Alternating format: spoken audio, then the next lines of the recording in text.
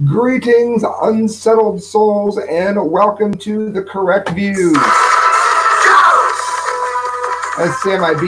Gangi doing political commentary for the Media Speaks, you might know me from blasting news, perhaps on the Conservative Daily Post or Teddy Stick. For those of you that do know me with blasting news, next week I'm going to be interviewing John Corabi's new band, The Dead Daisies. He's the singer, which you cool people might know from Motley Crue, and you really cool people might know from Armored Saint. I am then being blissfully sent, thank you, Chip, you know who you are. I'm being sent to the Judas Priest show again, and I'm going to be covering the Judas Priest Deep Purple show, and that is an awesome blessing. But that's not why you tuned in. You tuned in for the awesome, massive Fukushima update. So if I can call the right screen up and remember how to use my own computer, we're going to see if we can get this started. MIT Technology Review. Fukushima's nuclear signature found in California. Why? Now, I was just telling my Facebook listeners, I go live for a split second before, so make sure you subscribe to me on Facebook if you haven't.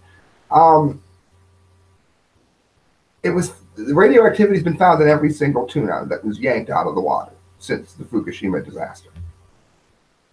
Now it's being found in California. Why?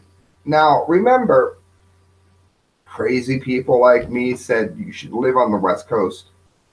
Common sense, there's a quadruple problem, at least a triple problem going on over here in Japan. Maybe you don't want to live where, you know, pretty much nature's barrier, the beaches. You don't want to live in Oregon, California, Hawaii, or Washington, D.C. on the coast. Just call it a hunch. Well, they said it wasn't going to show up in food. It wasn't going to matter. It's in the tuna, of course, but it's not going to bother anything on land. Now it's in the wine. Now the same people that told you that it wasn't going to be in the wine are telling you that it's safe to take the wine. I'm pretty sure this is what that Jones character told his followers. I wouldn't be surprised if this is like Hale-Bopp philosophy or something. Listen to this. Throughout the 1950s, the U.S., the Soviet Union, and others tested thermonuclear weapons in the Earth's atmosphere. Those tests released vast quantities of radioactive material into the air and triggered fears that the nuclear reactions could ignite deuterium in the oceans, thereby destroying the planet in a catastrophic accidental fireball. In other words, they thought that just testing the bomb could quite possibly set off a nuclear unstoppable reaction that would burn the planet just by using the oxygen, to put it in layman terms. But they did it anyway. Well, one of the most problems, atmospheric tests ended in 1980 when China finished its program. But one of the main problems, the process has left a long-lasting nuclear signature on the planet. Now, this is important, so don't go zoning out on me. I'll explain all the weird stuff. One of the most obvious signatures is cesium-137, a radioactive byproduct of fission uranium-235. Now, I'm going to give it to you. You can see the long hair. You can see the tattoos. So you can tell I'm probably going to give this to you in a different way than you would expect. Whenever a band, let's say a death metal band or something like that, really comes out, and nice tune of piano, Nick, and they really want to name their band something scary. So they name it Obituary, Death, Cancer. Cesium-137 is the name of a very dark electronic industrial band, which I'm sure many of you know. That is how dangerous this is, to take it out of the scientific realm that bores everybody out. It's one of the, if not the most deadly element ever created.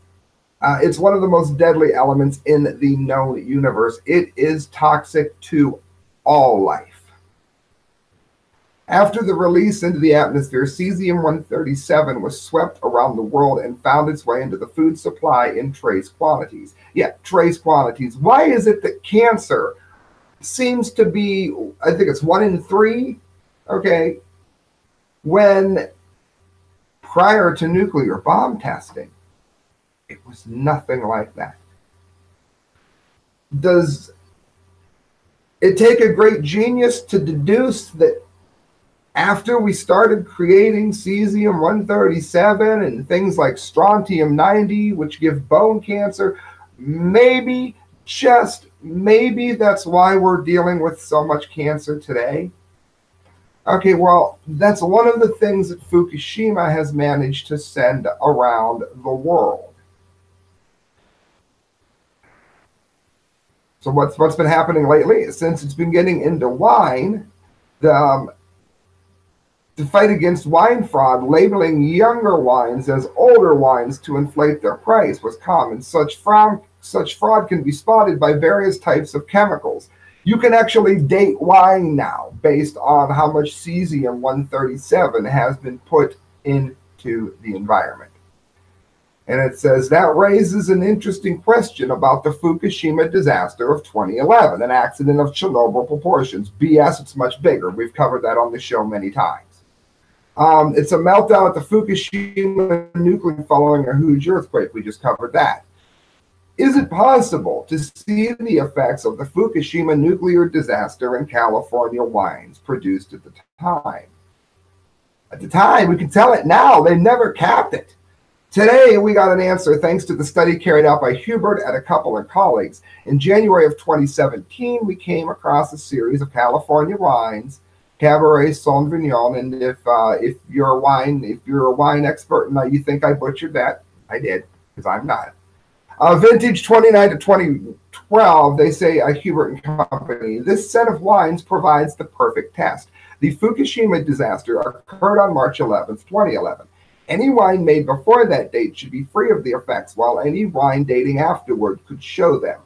Oh, could show them? I thought the experts said it wasn't going to show up here, remember?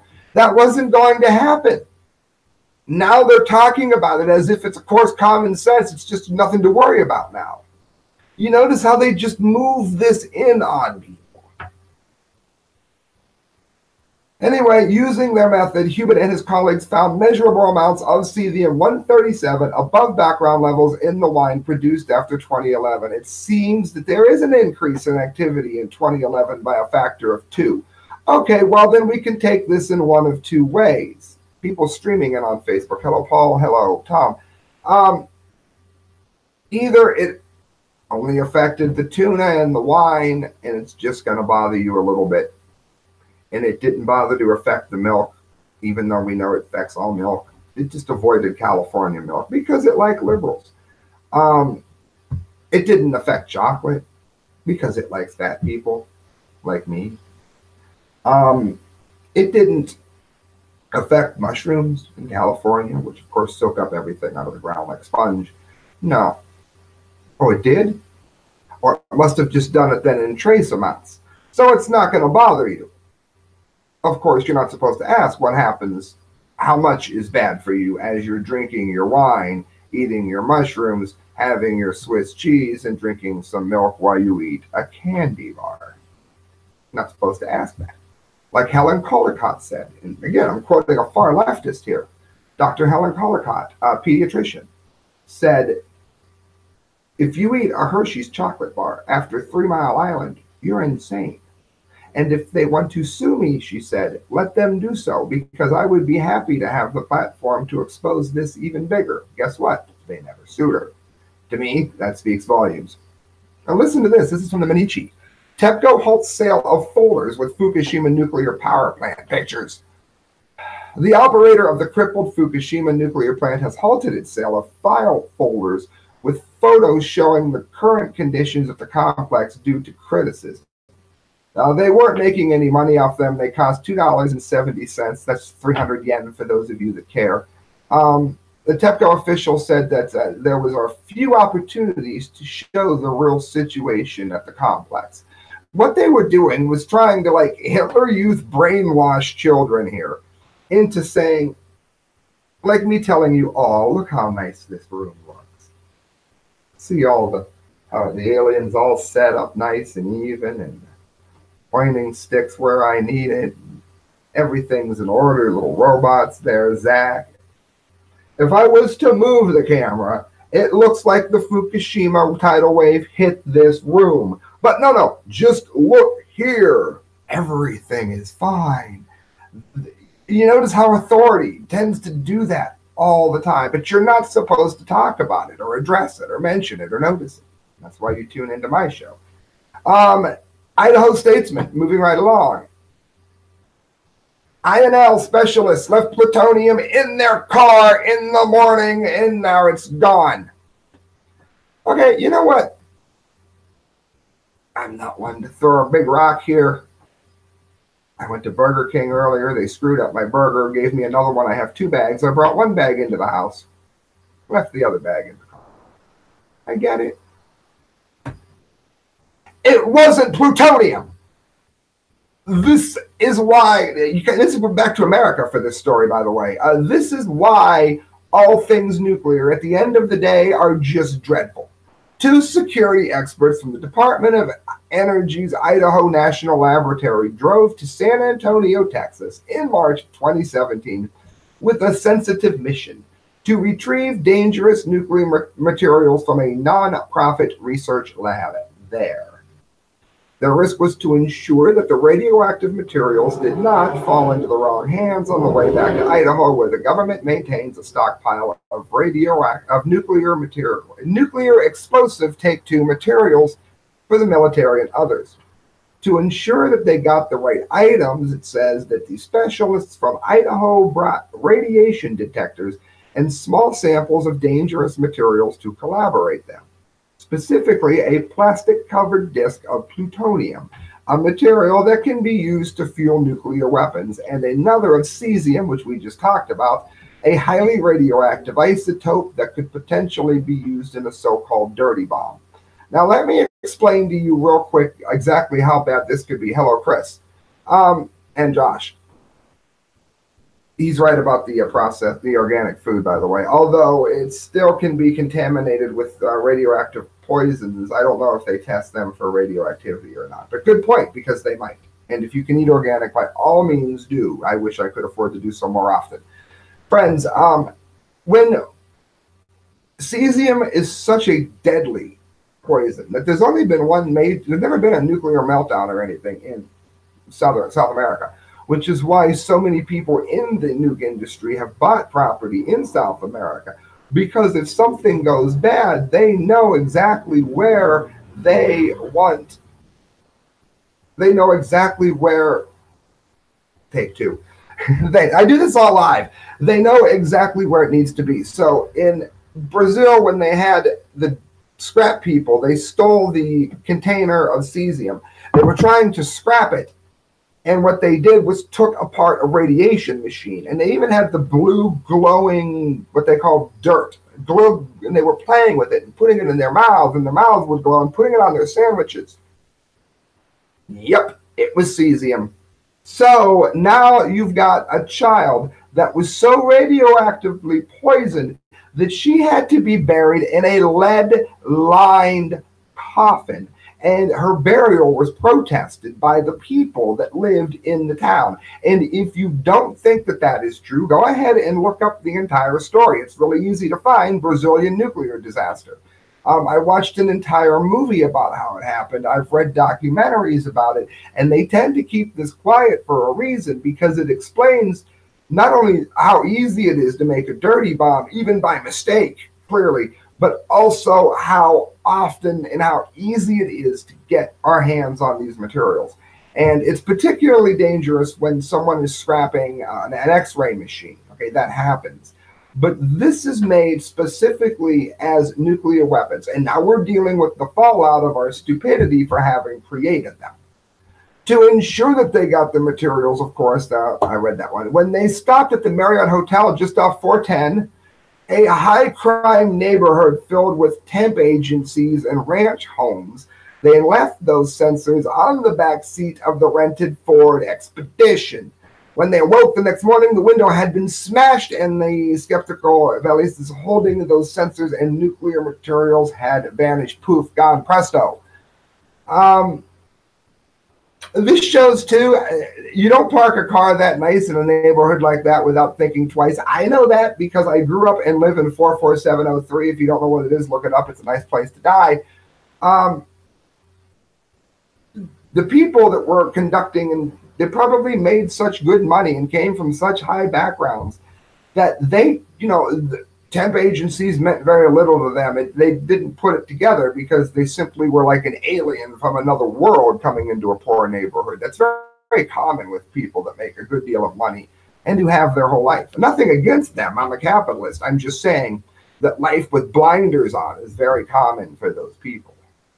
Well, more than a year later, state and federal officials don't know where the plutonium is, one of the most valuable and dangerous substances on Earth. Nor has the cesium been restored. You can read the rest of it at the Idaho Statesman, but you get the point. Now, it's very unlikely that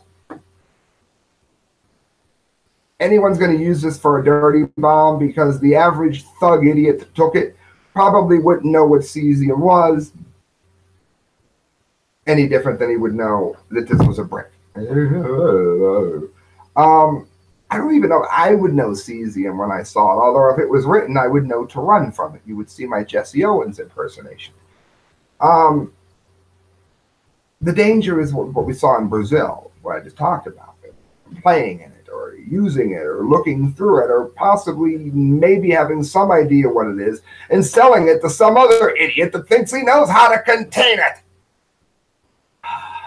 All right, moving on. I got a couple more to get to.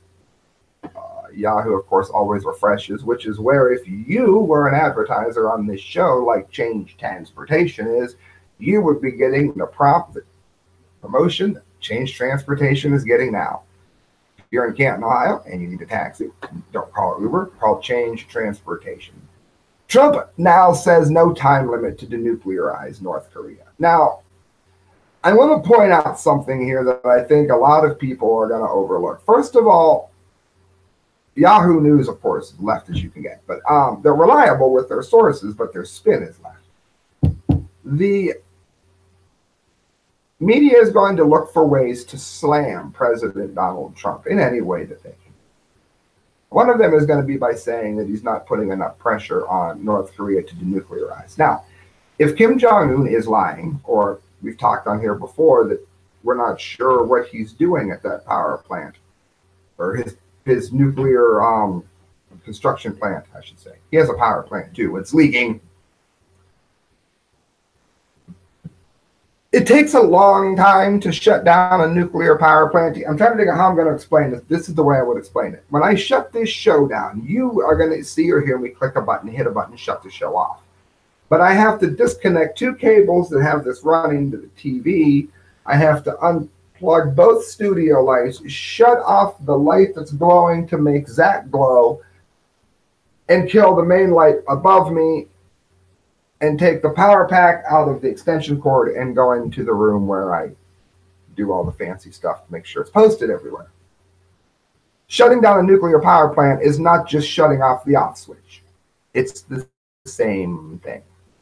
And if you mess up one of those steps, if you don't unplug the computer from the power strip, then of course you have a meltdown or something like it. So the fact that Kim Jong-un has not shut everything off immediately is not necessarily a sign that Donald Trump is failing. However, nobody wants to be a Neville Chamberlain. We have to hope that Donald Trump isn't. He has said before that he will trust Kim Jong-un until there is a reason not to. This could be a reason not to, and we should pray as a nation that it's not so, because this would be bad. President Donald Trump, that's what Yahoo does, and that's why people don't go to Yahoo, because every time you try to read, it refreshes like that. President Donald Trump said Tuesday that there is no hurry to denuclearize North Korea under his accord with Kim Jong-un. A shift in tone, it's not a shift in tone. From the U.S. leader said the process would start very soon. Well, hopefully it is starting. Discussions are ongoing, and they are going very well. We have no time limit, no speed limit. You might not want to rush people that barely know how to build a nuclear bomb. You got to remember, children building paper airplanes had more success at flight than many of Kim Jong-un's nuclear creations. So having these bozos shut it down, specifically when I think he got mad and killed a great number of the inventors, also is not a good idea, unless you would like to see the Korean Peninsula glowing like the Chernobyl watchdog, which you probably do not. Trump has said he discussed with North Korea, with Vladimir Putin, at the summit in Helsinki, and President Putin is going to get involved in a sense that he is with us. There's no timetable for the process or how it may be carried out. Well, look at the way they wrote this. No hurry to denuclearize. It should start very soon. Total denuclearization and the start of denuclearization is vastly different. A problem that Fukushima has been dealing with, as we've talked about, since day one. So we just need to see which direction he's going in, and it is good that the administration is prudent to watch it. That brings us to the Dumdy of the day. You can hear the Dumdy music playing there. Friends, before we get into it, let me remind you that you can donate to the show at thecorrectviews@hotmail.com through PayPal. Every penny that you give to me, it goes towards a better show. I get a better camera, which, again, won't help the Facebook people, but the YouTube people will love it. And this has been an awful month. An awful year, if you want to tell the truth, but just an awful month. Every time I turn around, any extra money I make, somebody's got their hand out for it. So if you would like to donate and help me keep doing what I do, you can do so at thecorrectviews@hotmail.com through PayPal, or let me know through that email address, and I'll tell you where to send any donations, as it were, hate mail. Friends, Dumdy of the day. Emergency managers are well prepared if a Fukushima-like nuclear incident happens in the U.S. Now, the reason this wins the Dumdy of the day is because this is the exact same BS that we heard in Japan. They were warned about what was going to happen. They were warned about how it was going to happen. And what did we see? It washed right over the wall like they said it would. Josh Wheeler, what's up, said that we need radioactive detectors. That's true. The trouble is there's so many different isotopes that getting one that notices all of them is an extremely expensive endeavor. But yes, you are absolutely right in every way. The authority figures are supposed to have those things, but we can't trust them to tell us what's going on because they're more worried about the bottom line, because, of course, TEPCO is General Electric, and there's Westinghouse and everything else. But the bigger problem here, which is why it gets the Dumdy of the day, is that when you really stop and think about this openly, you can't guarantee that a flood will simply not wash out anything you have as a backup plan. Now, I know I've covered this before, but I guarantee someone is going to say, what if the nuclear power plant isn't near an ocean? I want to say it's in Georgia, but there's a couple in the southern Midwest-ish part of the country where there are dams that if the earthquake was to rupture the dam, it would have the same effect on the power plant as the tidal wave did in Japan. Therefore, you'll be looking at a Fukushima-like situation in the United States. And that's just one of the ways that it could happen. The other ones are a deal with water aquifers underground, and I will admit, get into a little bit of science to which I am fuzzy on. But you can look it up. In late January, in the wee hours, Californians received a tsunami watch triggered by a 7.9 earthquake in the Gulf of Alaska. That type of warning is underscored all along the Pacific coastline, and especially in Southern California, given that it is the location of a new decommissioned nuclear power plant, but one that still houses spent radioactive fuel. Yes, so they know the tidal wave is coming, so feel safe. Of course, we don't, can't.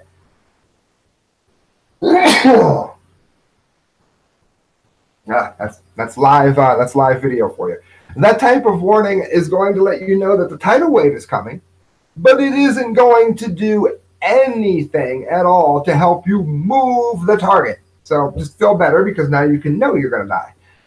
To remind Tokyo Electric Power, of course, that's what we've been talking about. I'm not going to read that paragraph. For Southern California generally, the structure in place is to deal not just with an incident at Edison International Sanofre Nuclear Generating Station, also known as SONG, like death song, but also with respect to all types of emergencies, wildfires, flash floods, and earthquakes, to name a few. In all instances, the goal is to keep calm, restore service, and not place the lives of workers at risk while doing so, which is really hard to do, of course, when nuclear poisons are spewing into the air. So it talks about how they organize and how they get ready. Okay, let's see what their great plan is for nuclear. I'm still not seeing it here. Now they're trying to get you away to talk about, floods. Nope, back to the power plant. Thank you. The spent fuel is getting transferred from wet storage, where the rods that house it are going to be cooled, into dry storage, where they be put into concrete encased steel cask and buried underground. Of course, on a strong enough earthquake, the ground shakes and even granite has been known to break, but you're not supposed to mention that. It says what it means is that the Federal Emergency Management Agency no longer evaluates the emergency drills at the plant. To prepare, San Diego County works with offsite partners that include the Southern California Edison, who owns Songs. Oh yeah, so they won't lie to you. We have in place all the response mechanisms for when the plant was operational. We always verify independently what the plant is telling us. Yeah, what if it tells you you're screwed? We need to do that before we make any decision. If there was an incident because of movement from the spent fuel, we would respond accordingly by sending out teams, monitoring the area for radiation, and offering assistance. All right, if it gets contaminated into the environment, your teams might know that it's there, but you don't have any way to get nuclear radiation out of the water table. You can't even get tritium out of water with the absolute best filtering technology around today, which comes from France. So don't tell me you've got something in place, because you don't. It says dry storage has had no release of radiation that has endangered the public or the environment. That just means that an earthquake big enough hasn't hit a place where it's buried yet. The problem with that is that these things stay radioactive for millions, in some instances a billion years. And to assume that an earthquake of significant force is not going to hit that area, which will make it just as toxic to life then, if there is any, as it is now, is absurd. Japan was created by an earthquake, but Japan will one day be destroyed by an earthquake. It is the responsibility of the NRC to license which dry cask storage should be approved. Yeah, because they're psychics and they know where earthquakes are going to hit. Friends, you're listening to The Correct Views. This is your massive Fukushima update. Thank you for listening. Thank you for hitting share and subscribe. And thanks for donating if you can. Again, that's a huge help. TheCorrectViews@hotmail.com through PayPal. Good night, friends. God bless.